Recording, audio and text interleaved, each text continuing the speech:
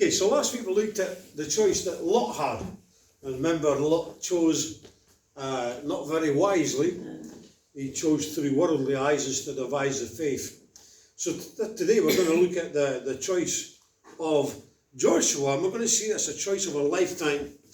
So I remember of this story, this young guy who's engaged to get married, and he wants to take some advice. And so he says, Dad, what's the one piece of advice you can give me for a long-lasting, happy marriage? And the father just smiled at him and says, that's fairly straightforward.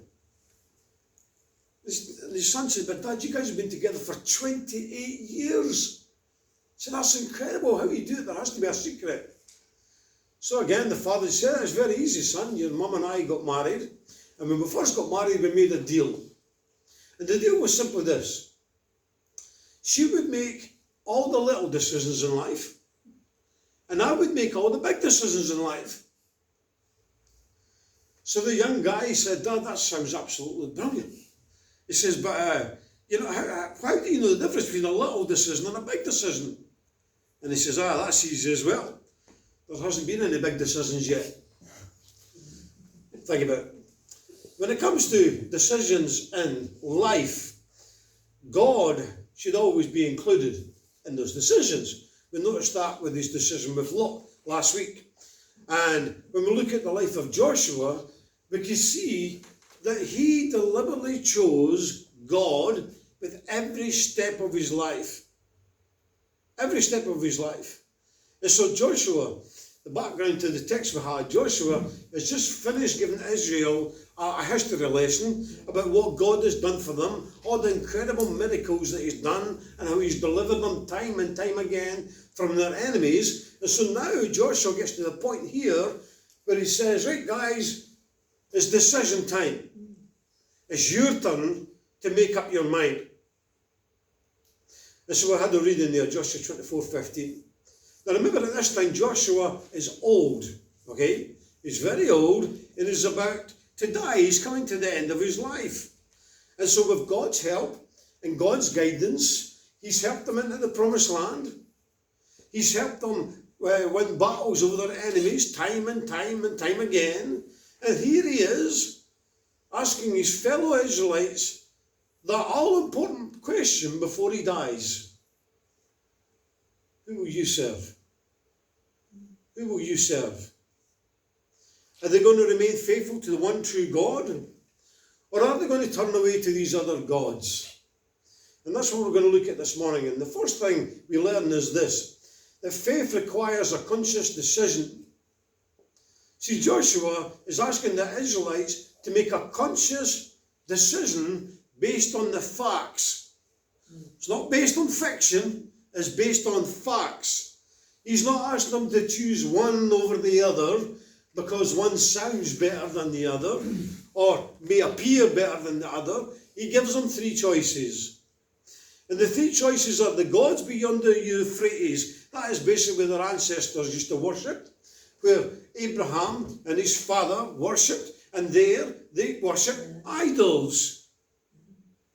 That's your first choice. The second choice is the god of the Amorites. The Amorites is exactly in the place where they are now, in the promised land, so that they could worship them, or they could worship and serve the one true God who brought them out of Egypt, delivered them out of Egypt, and gave them the victory over their enemies. Now, like I said, this is a conscious decision based on facts. It's not fairy tales, based on facts. And so the gods beyond Euphrates and the gods of the Amorites didn't even exist. We saw this text last week back in Psalm 115, if you remember. These guys didn't exist, these gods. And yet they existed in their minds. And they worshipped them in their minds. And so Joshua is basically saying to the Israelites, do you really want to serve and worship something that's been made by human hands? Sounds crazy to us today, doesn't it? But not back then. Did they really want to serve and worship something that can't speak, that can't hear, that can't even smell? Do they want to worship something that can't walk or can't feel? Joshua is saying, do you really want to become as useless as the idol you worship? Is that what you really want to do? You see, there was never, ever any proof that these idols existed except in people's minds. And Joshua said, here's your third option. Choose the one true God who delivered you out of Egypt, who brought you out of the bondage of Egypt. Choose the one true God who brought you into the promised land where you are right now. Choose the one true God who delivered your enemies over to you time and time and time again. You understand what I'm getting at here? This isn't a leap of faith. It's not a leap of blind faith. It's based on the facts. And Joshua is asking them to make a conscious decision based on all the facts. Remember what you've seen God do. You remember how he's delivered you time and time again, how you saw that, you experienced that. I want you to make this choice based on a conscious decision. And Joshua, the question he gave the Israelites is still the question that people need to answer today for themselves, believe it or not. They still have to. Am I going to devote my life to God, or am I going to devote my life to my bank account? Am I going to devote my life to God, or to my family, or to my job, or to my hobbies? And the list could go on and on and on. Am I going to God or something else? That's the choice we all have. Jesus himself says you can't have your cake and eat it, guys. You can't serve two masters, one or the other. I remember many years ago, the salesman, remember the days when salesmen used to come to your house? Yeah, they're not allowed to do that now. Anyway, I was sitting in the house, ding dong, gold bells, guy comes to the door, salesman, what are you selling? Life insurance. Oh, awesome, come on in. So he comes in and he started to tell me about all the benefits of having life insurance, and it's a peace of mind for you, and it's a peace of mind for your family, and all that sort of stuff. You all have money for the funeral and all that sort of stuff. And on and on and on and on this guy went. Man, he was passionate. He knew what he was talking about. But I lost interest by the time he'd finished. And so I said to him, what about you? Do you have life assurance? And he sort of looked at me and smiled and was like, oh, what do you mean life insurance? Will you allow me to tell you about the benefits of being a Christian? About having life assurance, not only for this life, but for the life to come. And that was the end of the conversation. I have to go now. On to my next customer. Isn't that incredible? What price can anybody put on their soul? What price? People spend lots of time and effort and money for life insurance. They really do. They'll get lawyers to help them put wills together and get everything all ready for when they go. But what is absolutely amazing to me is that most people don't even think about preparing for their eternal destiny. We had a wonderful chat together the other day, didn't we? A very heart-wrenching one, I may say. And, you know, it's such a blessing to prepare for what's to come spiritually. It's one thing preparing your place where you're going to get buried or whatever like that, and people are going to come and say their favourite. That's one thing. But your soul, you don't get any second chances with that one. You have to get that right now. And it's right now that you have to prepare for that.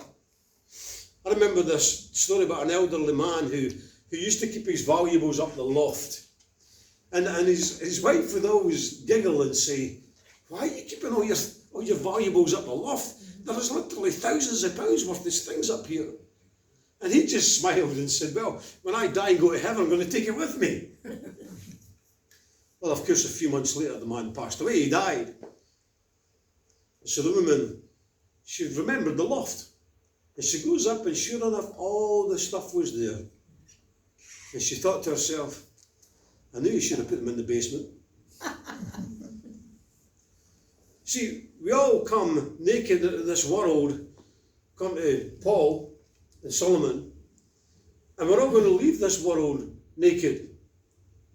All the stuff that we chase after in life, the things that we think are important, you know, a good job, a nice family, a great car, a nice home, all of that stuff is going to be gone when Christ comes back. It's going to be gone. And do you realise that all of that stuff is going to be incinerated when Jesus comes back? And if you really believe that, then the only thing that's going to last beyond this life is the souls of the people sitting next to you this morning. That's the only thing that's going to last beyond this life. And so I think it'd be wise to invest your life in something eternal. That's where your investments lie. Because every day is a gift of grace from God to be used to invest in other people. That's what Christianity really is all about. Number two, faith requires a personal decision. Just as the Israelites couldn't depend on the faith of their ancestors, we too can't depend on faith on our ancestors. You notice there, it says, choose for yourself. Yeah? Remember we looked at the Trinity a few weeks ago, where one could mean more than one? Yeah? Here we go. All of the Israelites, you choose for yourself, he says. So the Israelites had to commit to God themselves. They couldn't rely on somebody else's faith, and neither can you and I. Joshua couldn't force the Israelites to choose to serve God. They had to choose for themselves. And it's a sad fact that I've met way too many Christians, especially when you go to young adult meetings and things, with teenage Christians and things. I have met way too many Christians who were baptized young because they wanted to please their mum and dad. I've met too many Christians who were baptized simply because they wanted to please their friends. Now, we all want our kids to come to faith in Christ. We all want our kids to serve Christ all the days of their life. We want our kids to worship God, but that decision needs to come from them. You can't put that on them. That has to come from them. Their faith has to be their faith. Their walk with God has to be their walk with God. So yes, we can encourage them to walk faithfully with God, but we can't live in somebody else's faith. We can't do it because they need to develop their own. We spoke about this a few weeks ago in the Wednesday night class, the parable of the 10 virgins. When you read the parable of the 10 virgins, you really can't help but be moved somehow by sympathy for the foolish virgins. I mean, why didn't the wise virgins give some of the oil to the foolish virgins? Why didn't they do that? How could they be so heartless to refuse somebody who's in help, who's in dire straits? Well, the answer is simple. You can't borrow something that needs to be bought. How many times have we had people calling on the faith of another person? You hear it all the time, don't you? And people talk like that as though they've inherited somebody else's faith.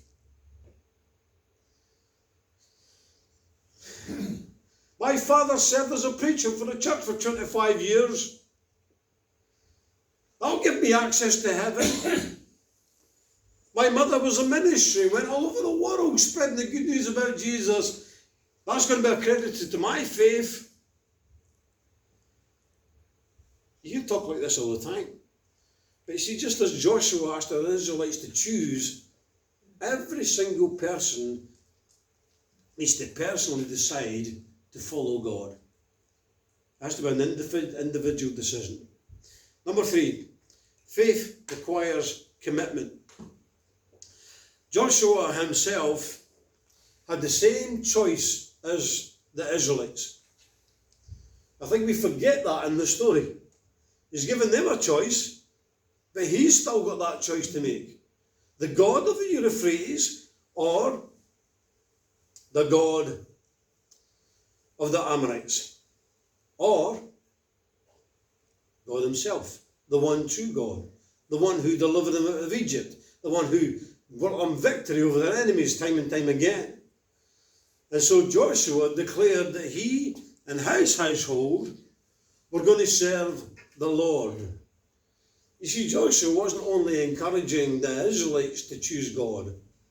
You know what else he's doing? He's setting an example for his family. As the head of the household, he's setting an example for his family.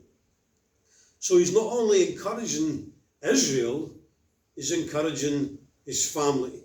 He's telling his family that he knows that all those other gods are absolutely false. They're all made up in people's heads. And how can he come to that conclusion? Because he's seen the evidence. He's seen the evidence of the one true God bringing them out of Egypt. He's seen the evidence of the one true God who miraculously brought them out of Egypt and fed them when they're in the wilderness. He saw firsthand the Red Sea being opened up. He saw firsthand how God fed them with manna and gave them water from a rock. And I can imagine Joshua pointing to his clothes and saying to the rest of the Israelites, have you ever wondered how these things never wore out? How did their clothes never wear out? How did their sandals never wear out? For 40 years. Talking about evidence. This is incredible. Joshua had remembered everything that God had done for him, everything that God has says, and he said, listen, this is so easy. This is why me and my household are going to serve the Lord. Based on facts. The truth of the matter is, Joshua chose to serve God way before this event. Way back in Exodus 33. So the Lord would speak to Moses face to face as one who speaks to a friend. Then Moses would return to the camp, but his young age Joshua, son of Nun, did not leave the tent. You get the impression here at the very beginning that he wants to have a relationship with God. He's longing for that. So, he's committed to serving God and Moses. When we look at Deuteronomy 34:9, just before Moses dies, we see that God fills Joshua with the Holy Spirit. And he's committed to allowing the Spirit to guide him in every decision he makes. And remember when Moses went up the mountain to receive the 10 Commandments and the instruction for the tabernacle? Who went halfway up with him? Joshua. He went up there and he stayed halfway for 40 days and 40 nights till Moses came back down. Is that not telling you about the devotion of this young guy? And so he served and committed to God all the day of his life till he was 110. And look at this passage. What would people say about you when you die? Look at this. After these things, Joshua, son of Nun, the servant of the Lord, died at the age of 110. And they buried him in the land of the inheritance of Timnah, Serah, in the hill country of Ephraim, north of Mount Gaash. Israel served the Lord throughout the lifetime of Joshua and of the elders who outlived him and who had experienced everything the Lord had done for Israel. What incredible. Imagine if God could say something about you when you pop your clogs, what would it be? Wouldn't you at least want to hear the word, well done, good and faithful servant. Wouldn't you want to hear that at least? At the very least. He served and committed to God for 110 years. And notice that his, the effect that Joshua had on others. They served the Lord all the days of Joshua, and his impact even went later beyond after he died. So faith requires commitment. It requires serving God, not as a one-time decision, but as a lifelong commitment. And as Christians, we too must make that same choice. You don't just make it before you become a Christian. You make it every day of your life. Today, am I going to serve it and give my life to God today?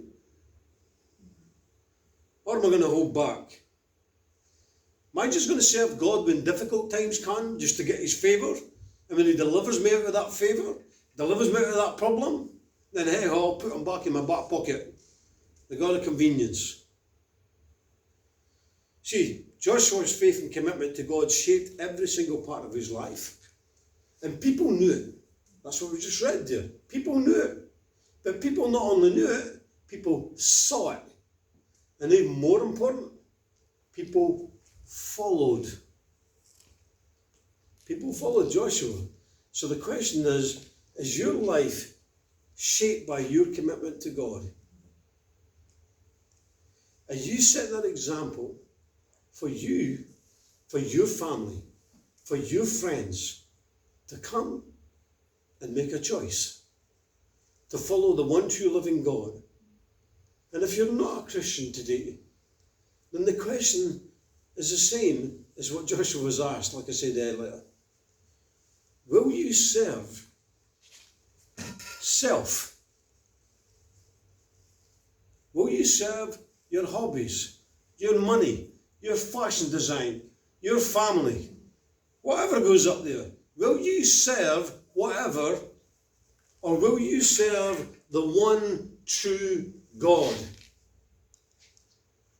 Because although this was said thousands of years ago now, it's still very much relevant today.